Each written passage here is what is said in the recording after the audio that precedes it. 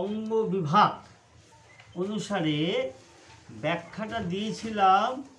মেষ রাশিতে মঙ্গল অধিপতি কেন ঋষিরা করলেন সে সম্বন্ধে কিছু বলেছিলাম, এবং উক্ত স্থানে তখন বলেছিলাম যে 1, 7 এবং 8, তাহলে এটা হলো মঙ্গল, এটাও মঙ্গল, আর এটা হলো শুক্র।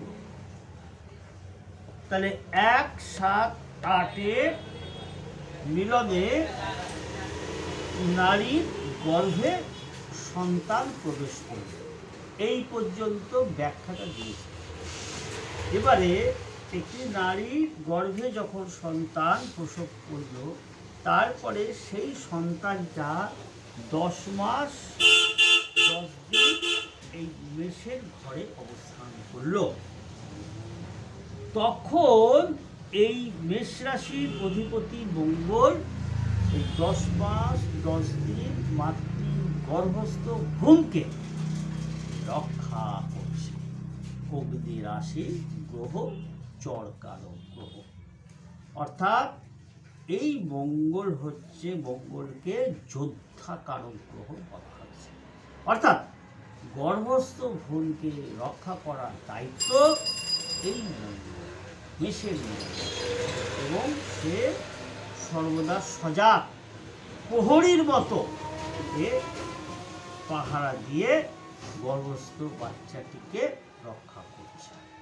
এবার এই বাচ্চাটি প্রসব এইখানে হলো, অর্থাৎ মেষ রাশিতে শিশু একটি ভূমিষ্ঠ হল। তারপর এই শিশুটি 8 থেকে 10 মাস বয়স পর্যন্ত বৃষ রাশির শুক্রের ঘরে চলে যায়।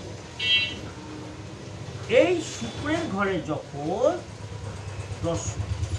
8-10 মাস বয়স যখন হলো, এই 8-10 মাস বয়সকালটা এই শুক্রকে বলা হয়েছে কুমারী মাসি এবং কুমারী পিসি। এই কুমারী মাসি এবং পিসির সেবা যত্নের দ্বারা এ লালিত পালিত হচ্ছে, এবং শিশুটি দেখতে সুশ্রী এবং যথেষ্ট স্বাস্থ্য বলশালী হচ্ছে সেবা যত্নের দ্বারা।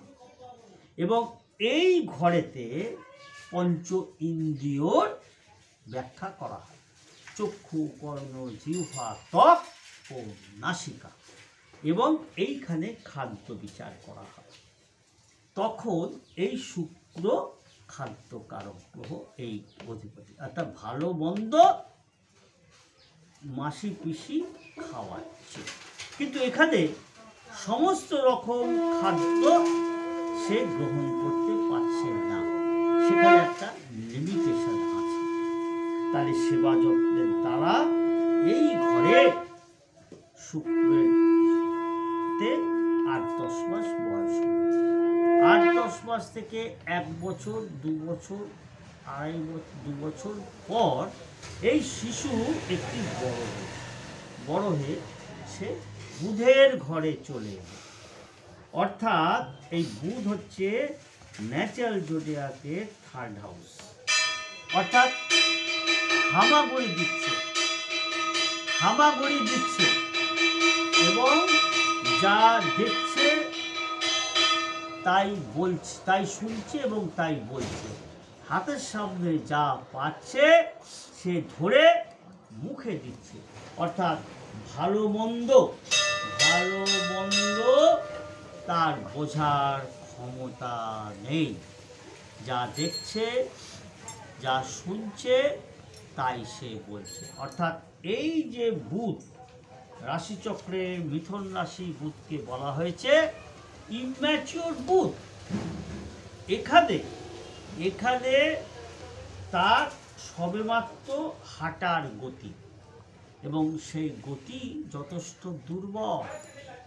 এই ঘরের সিম্বল হচ্ছে একটি কুমারী মেয়ে, 12 বছরের কম বয়স, এবং একটি কুমারী মেয়ে, একটি কুমারী এদের মধ্যে ম্যাচুরিটি আসেনি এবং বোধগম্য আসেনি। কিন্তু এই ঘরের অধিপতি বুধ তার শ্রবণ শক্তি যথেষ্ট, অর্থাৎ রিসিভিং পাওয়ার খুব বড়সার, এবং সে ধরে রাখছে।